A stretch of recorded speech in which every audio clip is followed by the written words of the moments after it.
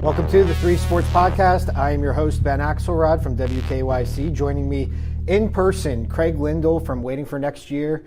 We were going to do this as a Facebook Live, but as Craig and I kind of got ready to do it, we started to talk about what we were going to talk about. That's always the awkward part, right? Like the pre-podcast chatter, because like you don't want to waste anything. We don't want to waste anything, and like there are some things like I want to like prep you for, like okay, I might go here or I might go there, but it's also like I don't want it to feel rehearsed when we talk about it. So there's nothing worse than like repeating your takes right 3 minutes later and trying to make them sound like it's the first time you heard them or I said them. Well, especially because like we tweet so much, or I tweet so much at least. Like I fire off all my hot Browns takes in real time, so I don't know like what I've repeated or what's going to sound rehearsed. So we're trying to keep this as fresh as possible. Well, and who would have thought that during the Browns bye week we'd have so much Brown stuff to talk about?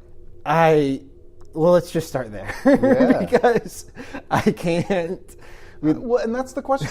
How much do we even have to set the stage for people? Like, how up to date are people on the failed AJ McCarron trade, the reaction to the Jimmy Garappolo trade, Hugh Jackson going on what seems like an information mission through the media to attack the front office? Well, I guess let's just kind of start this, set the stage. It's the Browns bye week. They are 0-8 coming off their loss to the Vikings in London. I think it's their fourth double-digit loss of the season. The season on the field, by any reasonable measure, is not going well. Like they are not showing progress. I think they're in the worst-case scenario right now with DeShone Kizer, where they don't even know where to evaluate him. Like QB is definitely a need heading into looking ahead to the next offseason, but it's as much about DeShone Kizer as it is like they just haven't had anything around him to know how to evaluate him. So on the field, it's pretty much a disaster. It seems like everybody's going to keep their jobs at this point, you would imagine, through the season, and I guess that kind of gets us to the bye week because as of 1 p.m. on Thursday. Well, that's we want to make sure we timestamp it like we're holding up a newspaper in a hostage video. We had to have those talks here at WKYC before we left on Friday to go home for the weekend. Like, hey, everyone, just be alert on Sunday. Have your wits about you because you might need to come in and work if a Browns coaching search or GM search is underway. That doesn't appear to be the case, but I mean, Is that the drink 2 beers, not 7? Is that what that means? Yeah, I mean, I can't. So this bye week, it starts on Monday. Jimmy Garappolo gets traded to the San Francisco 49ers. For a second round pick. Let's attack that while we're there. Yeah. Okay. Yeah. Let's just start with Jimmy Garappolo. Number one, I'm not here to defend the Browns. I think that if Jimmy Garappolo changes hands for a second-round pick and the Browns are not involved in that bothers me a lot. Yeah. But let's be honest about what that second-round pick is versus what it seems like maybe the Browns were proposing to trade for A.J. McCarron. Well, that's an I think that's an A.J. McCarron discussion because that's a good point. There are thoughts about... It's so interweaved. Right. Well, it is because I think they're all related in a way. But so the Browns had been rumored or linked to Jimmy Garappolo for like a year now. All the way back to the 17 draft. Yeah, to the 17 draft. I mean, there was kind of scuttlebutt that, hey, will they offer the 12 pick, which they wound up passing on Deshaun Watson and trading down from, or will they? That's the other part about why this season isn't going well is Carson Wentz and Deshaun Watson were just named the AFC and NFC Offensive Players of the Week. I digress. But I will say this because I always wanted Jimmy Garappolo. To me, everything this front office has done, in my opinion, hasn't pointed to rookie quarterback. It's pointed to free agent quarterback or trade for a quarterback. They definitely seem to be taking the Seattle Seahawks approach where you throw as many stokes in the fire as you can, and hopefully one of them turns into Russell Wilson. Yeah, we may draft DeShone Kizer with a value pick, but we're also signing Matt Flynn. Mm-hmm. We are going, Tavares Jackson. I mean, they all fit that model of these are guys who you could see a path to them being a starter. And Jimmy Garappolo to me was like, probably the best case scenario for that answer. It does seem like, though, in the Browns' defense, like, and maybe this shouldn't be in the Browns' defense because a lot of it has to do with what a disaster the Browns are. The Patriots weren't going to trade Jimmy Garappolo to the Browns because they have such a good relationship with Jimmy Garappolo and his agent, and they didn't want to go to the Browns, that they weren't even considering the Browns at this juncture. Yeah, I mean, that's reasonable. And also, unless the Browns were going to pony up a first-round pick, the marginal increase of value of what they could have gotten from the Browns with their own second-round pick is nothing. I mean, we're talking the Browns and the 49ers are both going to have second-round picks at the top of the round. Right. So, like, the difference between 33 and 34. Well, and the Browns have 4 second-round picks, 3 second-round. Like, they all kind of bleed together now, but it's not like. It seems like the Browns, I mean, and this goes back to the 2017 draft. And we don't know if that is actually true, that Belichick would never have traded. No. It's reasonable. It's reasonable to assume. I don't think it's okay, one, there was a theory that, like, because he still has hard feelings toward the Browns from 1995, like, I don't think that's in play. No, I don't think think he would have that relationship with the Ravens. Right. or even just, like, he traded them Jamie Collins. Like, right. Bill Belichick operates for Bill Belichick. He 4 Super Bowls later, I can assure you, any feelings he has about his demise in Cleveland or with the Ravens. And I guarantee if the Browns had offered a first-round pick, he would have traded with the Browns instead of the 49ers. Yeah, and that's the thing, is it seems like dating back to the 2017 draft, the Browns had the ammo to get Jimmy Garappolo. But if anything, we should be talking about the Patriots cheating by making a trade with a wink-wink to cut Hoyer so they could re-sign Brian Hoyer. Yeah, but that could have been but the Patriots cheat. I'm sure that's not legal to trade a player by not really trading him, by talking about releasing him and then signing. That's kind of how the Cavs got Antoine Jameson, though. Yes, so it's not. I'm not going to throw stuff. It seems like the Browns had the ammo to make the deal, and they didn't make the deal. So, but that bleeds into Tuesday morning, where there are these reports. And look, I don't know Benjamin Albright. I think he's a co-host in Denver. I can't really tell. Like, I tried to attribute him in a story. I don't really know like who he works for.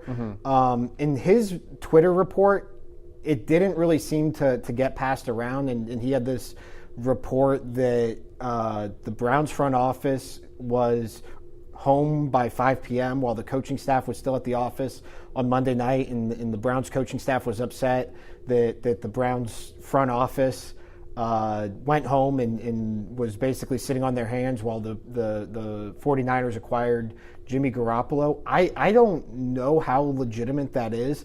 I will say it's kind of odd that there hasn't been like any sort of denial on that. Well, and Benjamin Albright then went and screenshotted the emails that he supposedly got. Yeah, from that Browns, was weird. Browns, I've never seen a reporter do that. I haven't either. And he blacked it out and redacted certain names and certain identifying information. Yeah. But like it's the reason that you haven't seen that is because a reporter usually just stands by their sources and dares you to accuse him of making it up. I mean, I will say, like, he very clearly talks to people in the NFL. He's on Cleveland Browns Daily, like, all the time. Like, I have no doubt that he received emails from people on the Browns coaching staff. Yeah, I agree. I don't know if it was from somebody on the Browns coaching staff. I think it was from someone in the Browns bill. I think he has Browns sources. Sure. I mean, everybody has Browns sources. It's a leaky place. It's been since '99. Well, here's the other part about that. I'm only half joking. And I mean, this is how crazy this week has been. This part I just completely forgot about and just remembered as we were talking about this. Hugh Jackson's daughter was on Twitter then, basically corroborating what Benjamin Albright was saying. I mean, I think her tweets came first. Yeah. So maybe connect the dots there. Well, and this isn't exactly unprecedented. I mean, we had Mike Pettin's daughter. I mean, coach's daughter. Okay, I'm Mike joking, by the way. The Browns are the only franchise in sports that has multiple daughters tweeting controversies. Well, and in fairness, there was that one time when Belichick's daughter. No, that never happened. No, that never happened.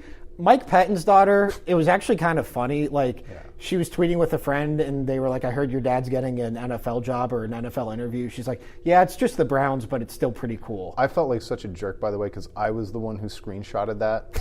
I was the bad. Well, I did it this week to Hugh Jackson's daughter. In the early days of the internet, you know.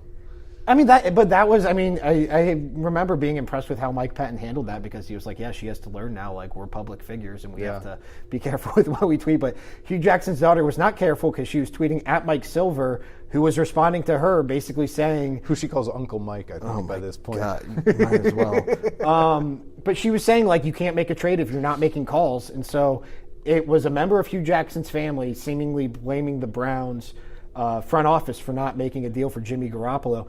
Which leads us to later in Tuesday, where all of a sudden, as the trade deadline passes, there were rumblings about Josh Gordon, and the Browns might try to trade him because he was getting close to reinstatement. It seems like it's going to be a quiet trade deadline. Then all of a sudden, at like 4:05 p.m., Adam Schefter starts tweeting. And Adam Schefter is obviously like the gold standard of NFL reporters. Like, what he tweets... He is to NFL football what Tom Withers is to Cleveland sports. Right. What he tweets is fact. Like, it's not unless disputable. Unless you got fooled by a fake Schefter Twitter account. Which multiple people did. But yeah, I've been fooled before, too. He was There was, this week, I forget what the fake reporting... Oh, it was that the Patriots had signed Kaepernick. And it was a fake Schefter report where it was like... I think the E had been changed to a 3. Like, it was the fakest of fake Adam Schefter Twitter accounts, and like Peter King's retweeting it, and like NFL Network people are. I get being fooled. I haven't been fooled to the point where I've retweeted it, but I've had to like my heart stop where I see something on Twitter. Oh, I've retweeted things. Yeah. Especially back in like Will He Come Home LeBron days. And like it's hard depending on which app you're using to check for that blue check mark every time. It's just really difficult. And there are ways, everybody has a blue check mark now. Like I could just change my name. I don't have a blue check mark. It's not it used to be cool. It used to be a badge of honor. It's not that cool anymore. It's actually cooler to not have one. I think it is. I feel good. Like I think it kind of is cooler to not have a blue check mark at this point.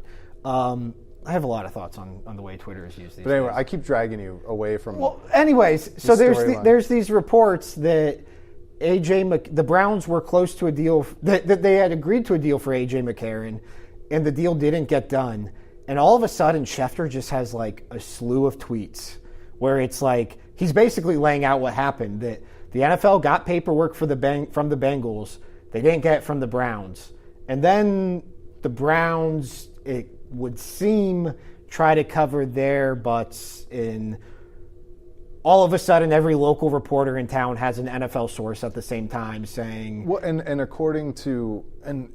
this was like 3 hours later, too. So it seems to me as if somebody was coming up with a cover story. So basically, to set the scene again, there's a slew of Adam Schefter reports that the Browns bungled this, that they had agreed to a trade. Cincinnati.com very quickly pretty much has the same story, and they're the first site to have that it was a second and a third that was agreed on. And this just festers for 3 hours. And it's one of those things where I tweet, because I make so many jokes at the Browns' expense that I've been doing it since 2014, since that season fell apart, that seeing everybody join in, I mean, not just in our Cleveland bubble, but national people, it felt like your favorite indie band going mainstream. Yeah, you're the lead singer of Nirvana, and everybody's playing grunge. But right. I love the Pixies. Right. I'm the one who started grunge. You guys don't even listen to the Pixies. Everybody's making these Browns tweets and jokes and mistake on the lake and all that stuff. And this festers for, you're right, 4 hours, 3 hours. And all of a sudden, every Browns reporter on the local beat has an NFL source saying, hold on, it's not that simple. Both the Browns and Bengals were at fault, which now, 2 days removed, 48 hours removed, it seems pretty clear that it was just the Browns' fault, that the NFL needed paperwork from both teams, and something happened in the Browns front office where they only got the Bengals. The NFL only got the Bengals paperwork. So now, before we get into the tinfoil hat theories about how the Browns are smart for doing this, let's talk about the second and the third. Yes. Okay. So let's look at this as a trade that almost happened, that could have happened, that for all intents and purposes, it seems like should have happened and didn't happen. And that's the trade of A.J. McCarron to the Browns for the Browns' second and third round pick. Yes.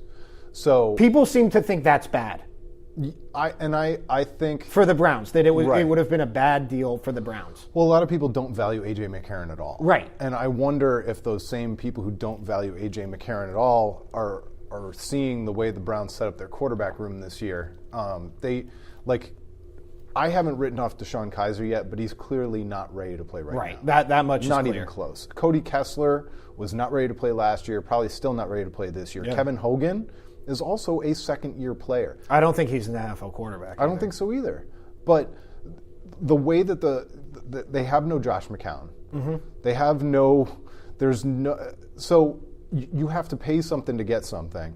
And if the Browns were trading either Houston's second round or who else's do they have? Phillies. Mm-hmm. Phillies' second round pick. That's not the same thing as trading their own second round pick. Right. And so there were a lot of people making jokes saying, if Garoppolo's worth a 2, the Browns, of course, are offering a 2 and a 3 for McCarron. How do you offer more for McCarron? Hold on. It's not more. It's not more. I don't want McCarron. I don't think he's a valuable player. But in the Browns situation, he might be that valuable. And the Browns, I'm assuming they weren't offering anywhere close to the same value. If you add up Philly's second and the Browns' third, it's not worth as much as the 49ers' second. Well, and I think it's reasonable. Chris Mortensen made this point on WKNR on Wednesday. The Bengals were trading within the division. Yeah. So that usually comes with some sort of tax. Like that usually, sure. like not Justin Gilbert to the Steelers or Sammy Coates to the Browns, but to trade a quarterback within your division to a head coach who you're familiar with in Hugh Jackson, like I think it's understandable that the Bengals would say, hold on, we're not, and maybe that's why there's this discrepancy in the timeline and why the Browns were so flustered is from all the hard reporting that's been done on this, it basically seems like the Bengals laid out a take-it-or-leave-it deal, which I'm presuming was a second-rounder and a third-rounder, and the Browns waffled for an hour, said yes at 3:55, and then whatever happened in the next 5 minutes. But I'm not very concerned with whether they were overpaying or underpaying. No. Because I think at this point, like you're all in with this plan and this regime and this organization, whether it was Hugh Jackson or Sashi Brown, they came to an agreement that they thought A.J. McCarron was worth acquiring. Yes. And so to me, if you think A.J. McCarron is worth acquiring, even if it's maybe just to win 3 games or 4 games the rest of the year, which would be going 500 the rest of the way, like that's probably worth the second and a third round pick because that means this regime gets to stay around to use the rest of the second and third round picks. And some people might be, and I mean, I've seen this on Twitter, that they're saying, it was a desperation move. Using a second and a third rounder when you have this bevy of picks, it's not going all in. It's not Hugh Jackson trading a first and a second rounder when he was with the Raiders for Carson Palmer. Like they're just different deals. Like I'm not very concerned with the price, and for as much as I would like to say LOL Browns because that's my brand at this point, like I don't. Whether it was Sashi, whether it was Paul DePodesta, whether it was Hugh Jackson, whether it was Jimmy Haslam, like I'm not concerned with what they were giving up for A.J. McCarron. To me, the bigger story is why didn't they get A.J. McCarron when it seems as though that was their intention of doing so. Yeah, I'm not a big A.J. McCarron fan, but I could easily make the case that if you bring him in and he solidifies the position temporarily, right. you're buying Deshaun Kaiser time. If you're one who believes he's just too young and not quite seasoned and ready enough, you're buying him time. You're buying development of any of these wide receiver candidates who might actually be legit. You're buying time. You're buying development for David Njoku. You're solidifying everything all over the field when you get that quarterback. And you're also enabling your coach to start to institute the entirety of his offense instead of some partial version of it. Which A.J. McCarron is obviously familiar with because he played for him with the Bengals. And so the idea isn't that I love AJ McCarron. I think he's the future. I think he's forever. He's Josh McCown. He's Brian Hoyer. He is what the Browns maybe kind of hoped Brock Osweiler could be for a year. I don't have an opinion on AJ McCarron. Like, I really don't. How could you? Right. I mean, he seemed to play well enough in that one playoff game where they were giving him limited stuff 2 years ago. But he had AJ Green. He was a rookie, yeah. I mean, I don't have a hard opinion on AJ McCarron, but I think if you want to, I mean, you're at this point, you're all in with this plan. And for whatever reason, as much as this would seem to divert from that plan, trading a second and a third round pick midway through the year for a quarterback who not a lot of people have strong feelings about, this is what this front office and this regime and this coaching staff and this ownership group has come up with. And the fact that, so let's get to the conspiracy theories, because they agreed to this trade and it didn't go through. The first conspiracy theory are the analytics people who are team analytics who want to say Sashi Brown, he undermined the deal on purpose because he couldn't have a deal this bad attached to his name and his record. And he actually did the Browns a favor by undermining the deal.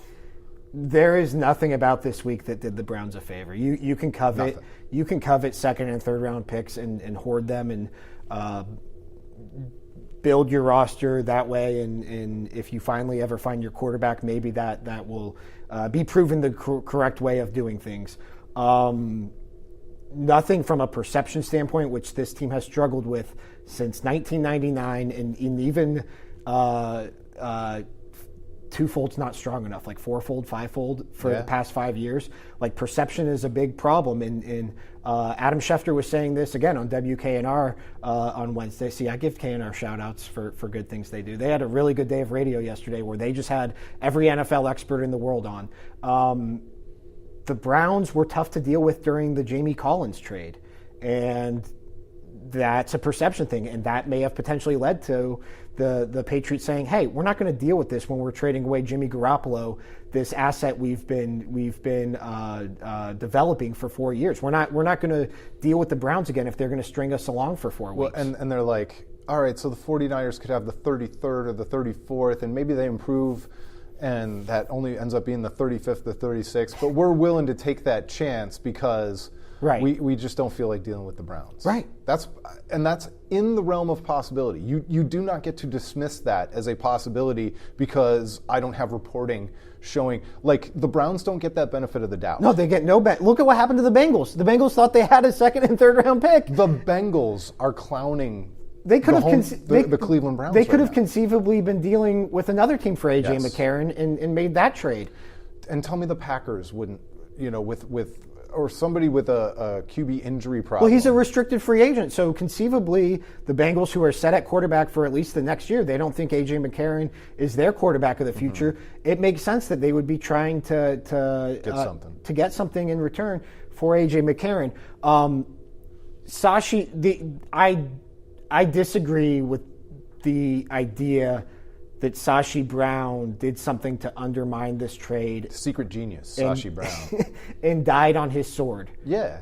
If it would ever to come out that he did that, he would be fired on the spot. You cannot do, if your boss says make a trade and your job is to make trades and you purposefully undermine that trade, like he's not Sam Hinkie. I've seen this parallel that Sam Hinkie is now going to be a coveted GM because the 76ers tank plan worked out. And so other teams may want it. One, basketball is not football. Like, Sam Hinkie's plan worked out because he got Ben Simmons, and it looks like Joel Embiid might be able to play 60 games a year moving forward. The Browns are not one player away. They're a quarterback away from making things interesting, but they are not a player away.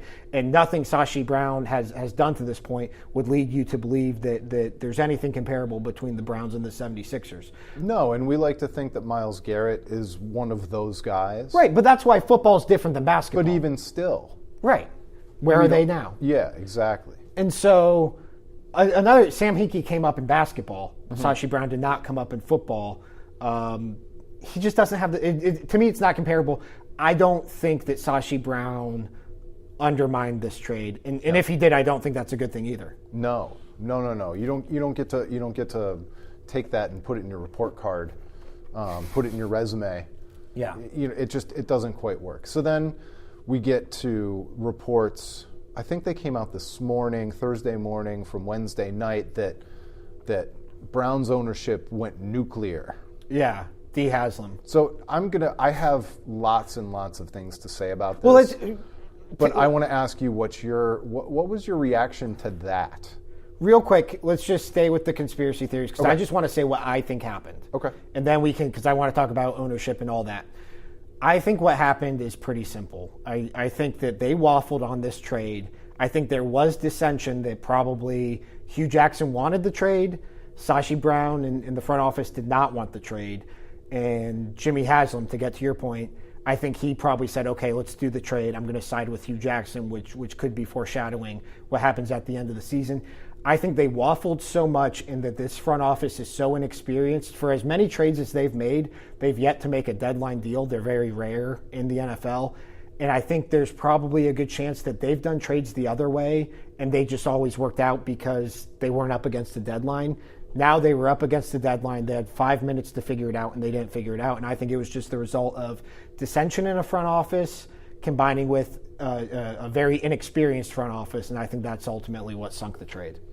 Yeah, I think that's probably true, or maybe they just waffled a little bit too long at the last minute, and they didn't get their paperwork in. But it's because they sent. I mean, I think it's kind of boring to break down like what happened, but they did send paperwork to the Bengals, and the Bengals didn't get it till after 4:05. But it was just they didn't need to send paperwork to the Bengals. They needed to send it to the NFL. They could send paperwork to the Bengals. They could have, and then the Bengals could countersign and send the whole package. Right.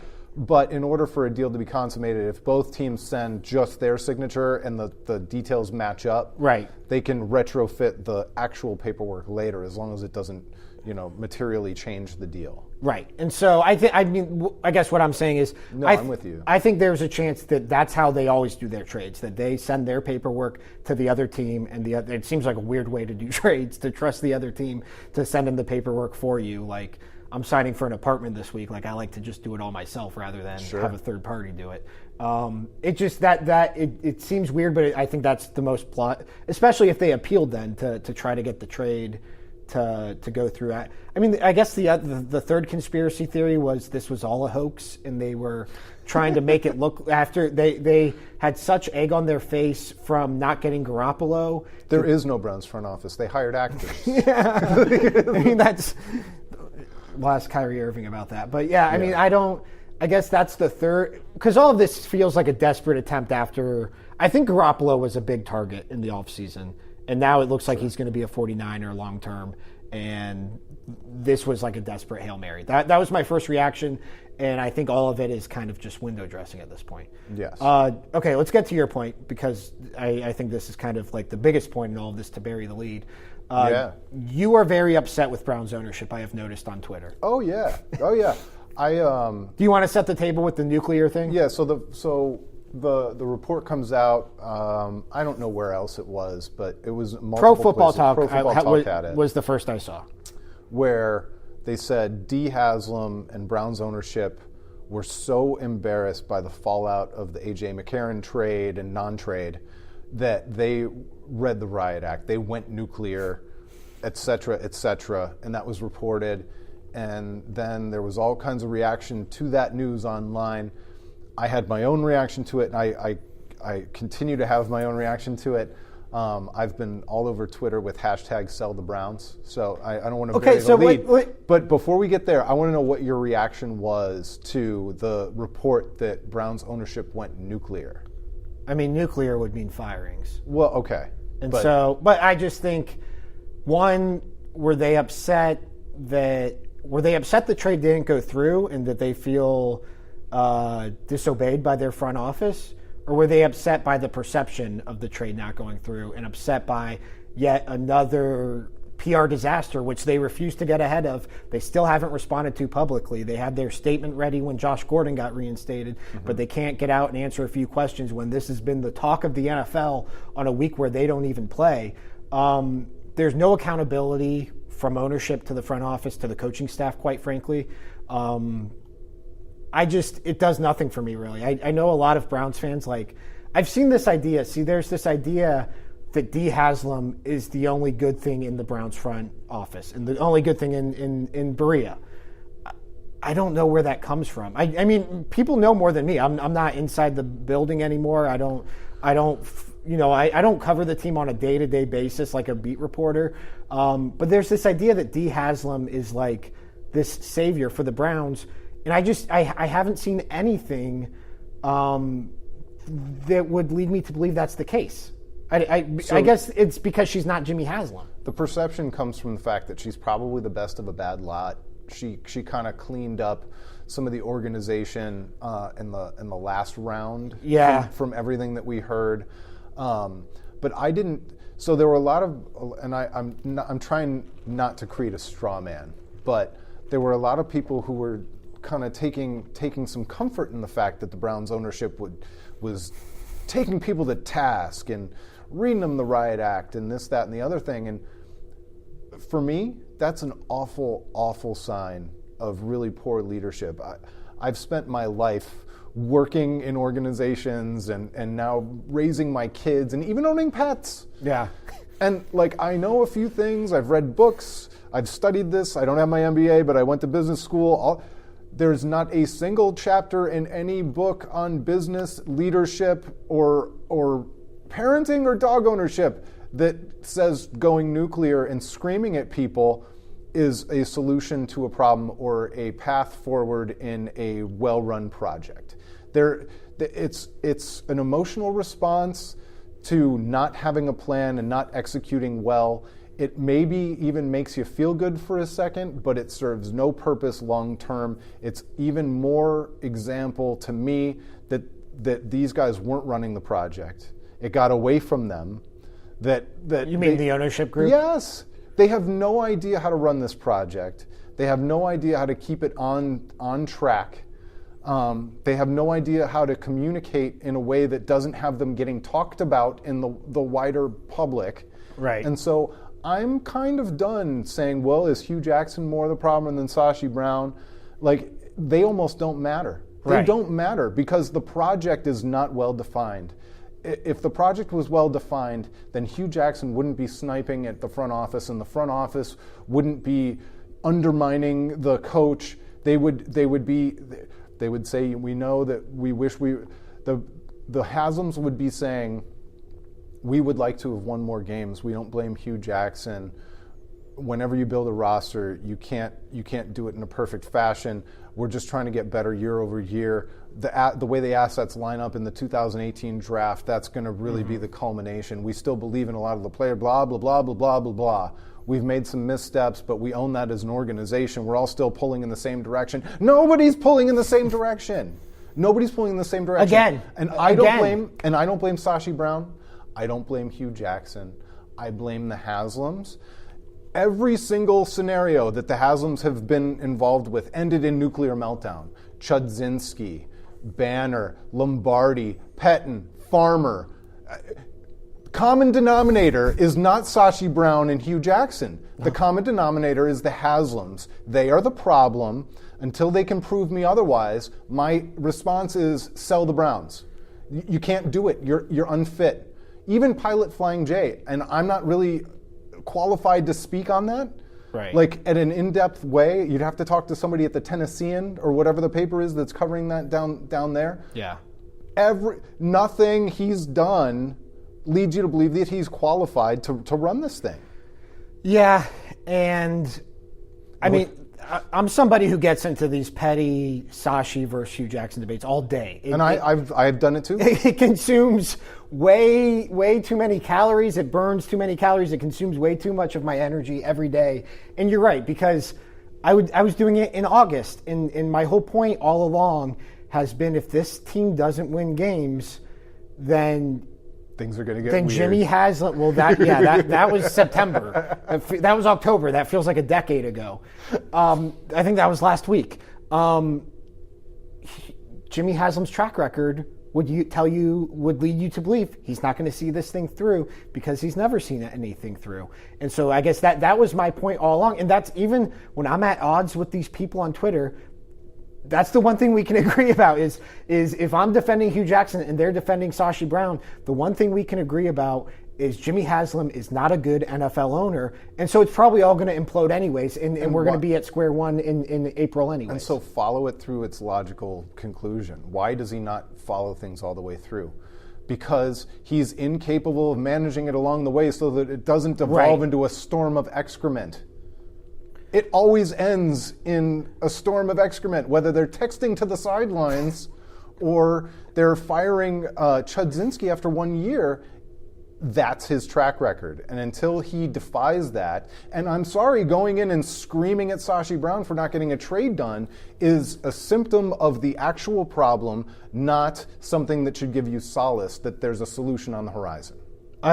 I think as Browns fans and Browns followers, we don't talk enough about firing Rob Chudzinski after 1 year, which sounds like if you were just, again, to use my analogy. It's ground zero. If we were on the radio and somebody from Philadelphia was driving through and heard somebody say, we don't talk about firing Chudzinski after 1 year enough, they'd be like, what the hell are you talking about? But that's what set all of this in motion, because you fired Chudzinski and you fired Banner, and you couldn't get any other qualified candidates in here, so you had to hire Mike Patton and promote Ray Farmer. And it was worse than just firing Chud, because you not only fired Chud, you fired Norv Turner.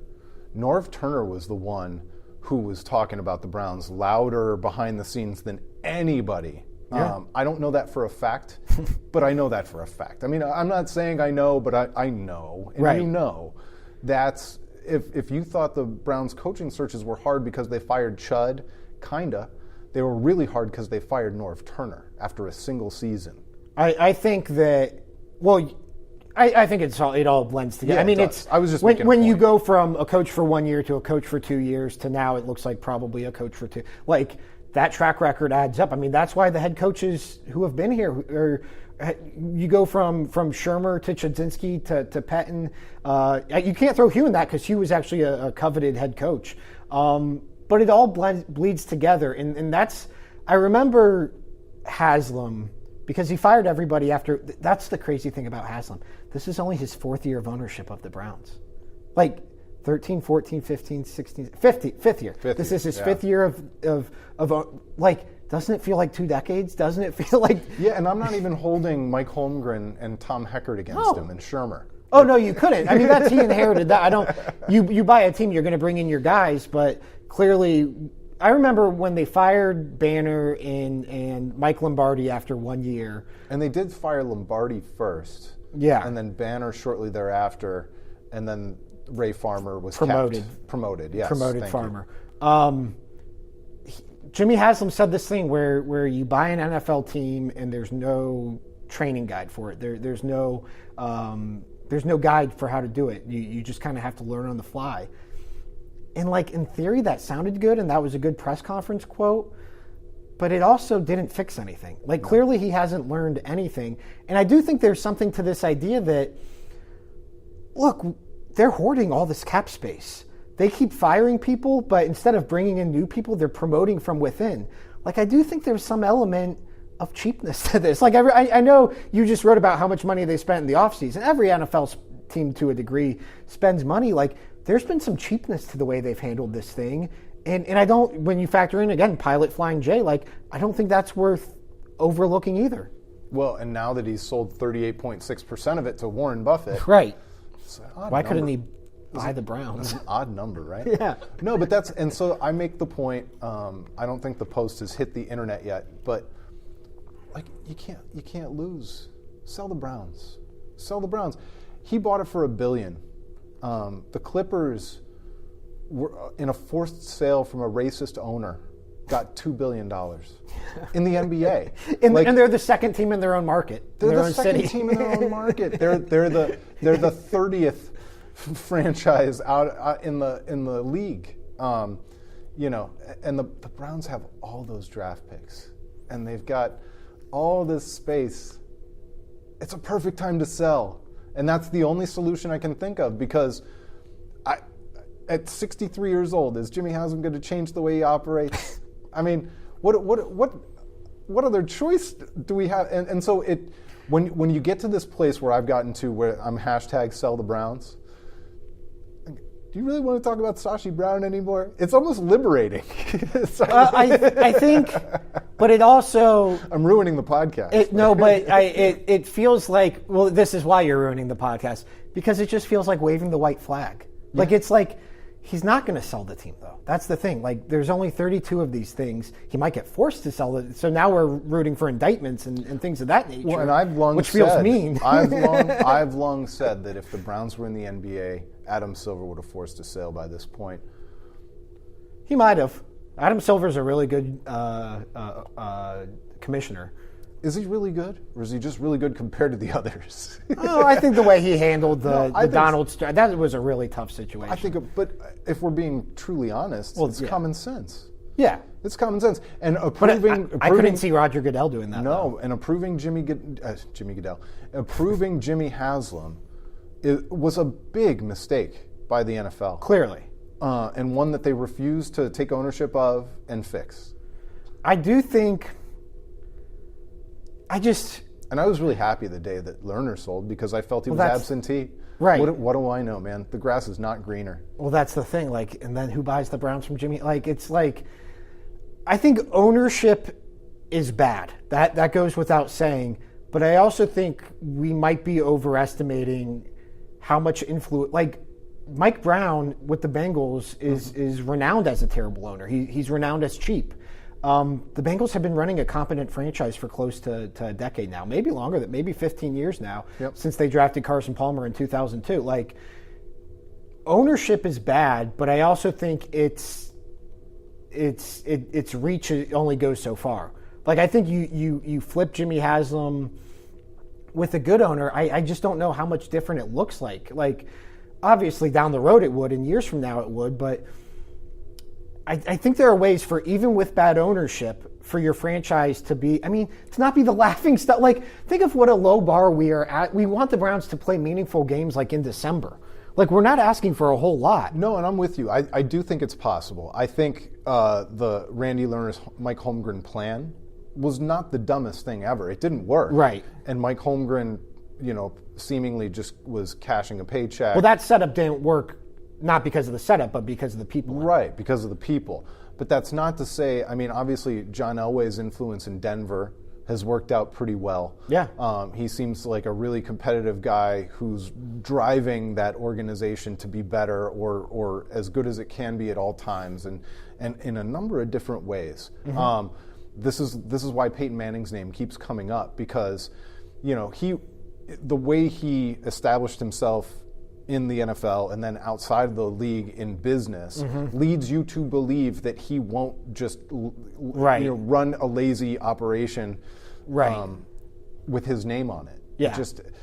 So it's not impossible, but it's unlikely, because the kind of people who align themselves with it's a hiring thing. Mm-hmm. It's a hiring thing, and the Browns were lucky to get Hugh Jackson. And it turns out maybe he's not even the best. If they were lucky to get him and he's a mediocre head coach, and he very well might be a mediocre head coach. I have theories on why Hugh Jackson chose to come to Cleveland, but they're kind of playing out right now. So a lot of it has to do with the weak infrastructure here, and that he thought that of the options he had, one, I don't think he was a slam dunk to get either the 49ers or the Giants job. And two, I think he thought, if I go to Cleveland, I can probably extract a lot of power out of that situation. Well, he certainly tried this week. Yes, he made his play this week to get Sashi Brown fired. And if I'm being perfectly honest, heading into this week before I went all hashtag sell the Browns, I'm still blaming, if the current state of the roster, I think is 70% of the problem. Coaching's only 30% of the problem. So I guess if you're sell the Browns, you're basically protesting ownership, right? Well, I mean, it's my idea to fix things. Right. Protesting means that I'm hanging out in Berea with a sign. No, I know. I'm with you. But I guess how far do you take it? Like, do you stop supporting them financially? Do you stop? Oh, I didn't buy my tickets this year. Yeah. So yeah. I think, one, it's like for all the experts WKNR had on Wednesday, Adam Schefter and Chris Mortensen, nobody will dismiss the Peyton Manning thing. Like, that still seems to be now, it feels less and less likely, although he has this personal, look, like rich guys have these personal relationships with the other rich guys, where I don't think Peyton Manning really is. When Peyton Manning was rumored to be the one who told Jimmy Haslam that Joe Banner was a no-go, that nobody would work for him, we always heard that. Yeah. I'm not going on record. I have no sources, right. But I remember reading those inklings. Yeah.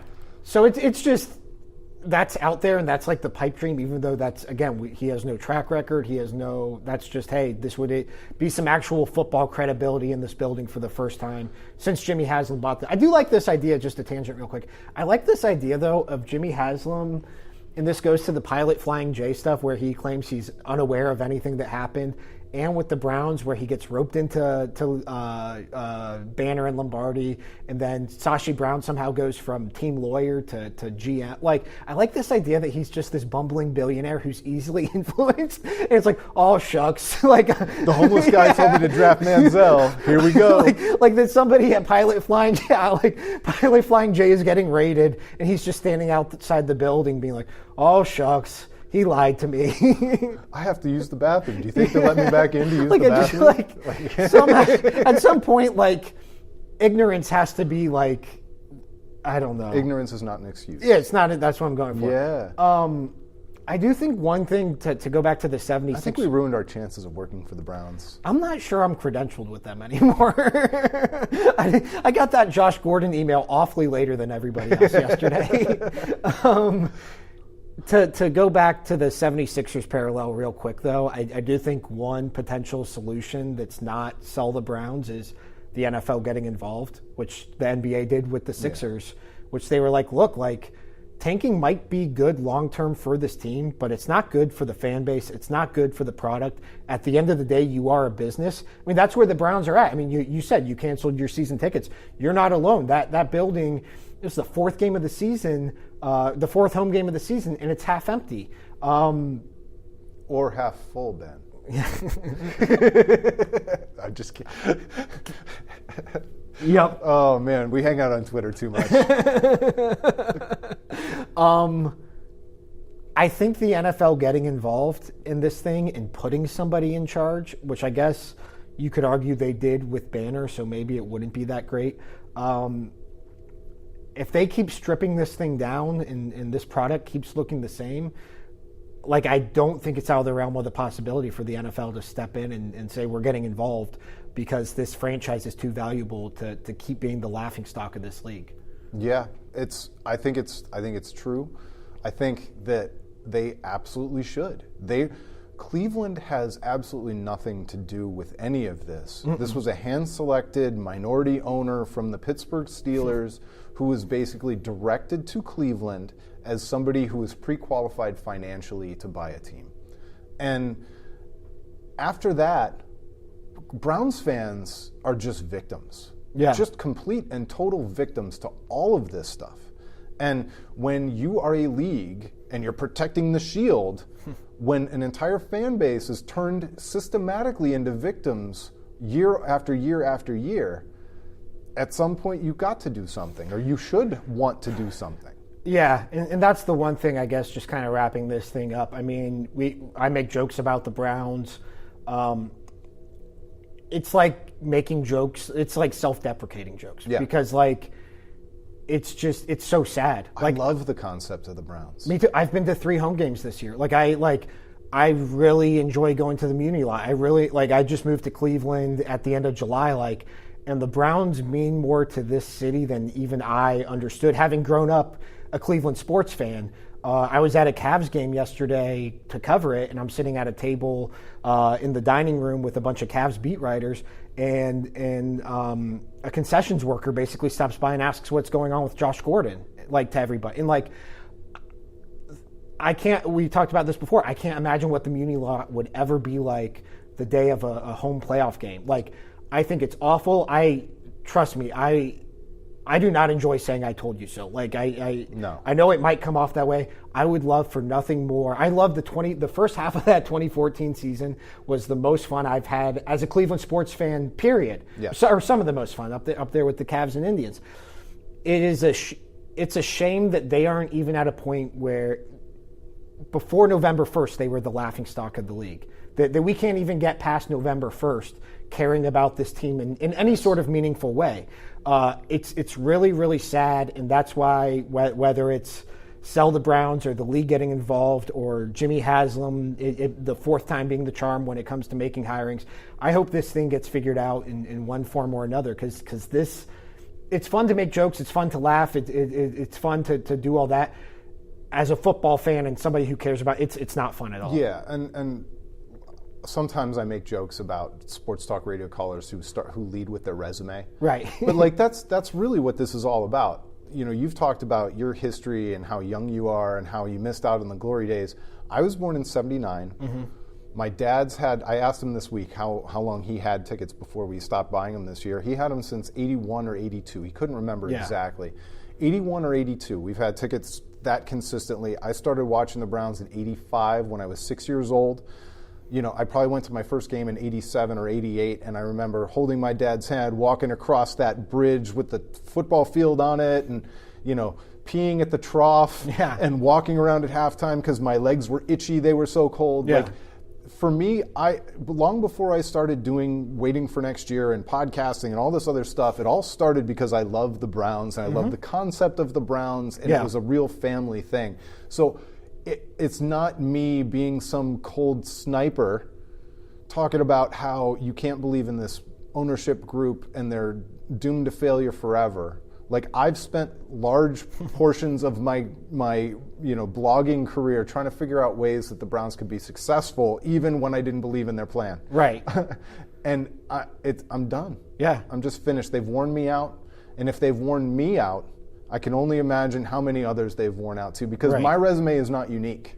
No. That's why I joke about the sports talk radio caller resume. Right. Because everybody's got them. No, I agree. I mean, I haven't watched a Browns game with my dad in I know how many years because none of them have mattered. No. Like, I put it on now, like, out of habit, but it just doesn't matter anymore. And it's nothing about this season is dissimilar from the 2015 season, except now they might somehow even be a bigger laughingstock. And that season included Johnny Manziel getting benched multiple times because he couldn't stop showing up on Instagram rapping during the bye. Like, you're right. I mean, it's like, at what point do you do Surrender Cobra? And I think we're at that point. So maybe we should wrap this thing up. I think we should. All right. He's Craig Lyndall from Waiting for Next Year. I'm Ben Axelrod from WKYC. This is the 3 Sports Podcast. If you enjoyed the show, subscribe on iTunes, leave a rating, leave a review, tell a friend. We'll be back with you guys next week, hopefully with a little more positive podcast, breaking down all the latest in Cleveland sports. Thanks for listening, guys.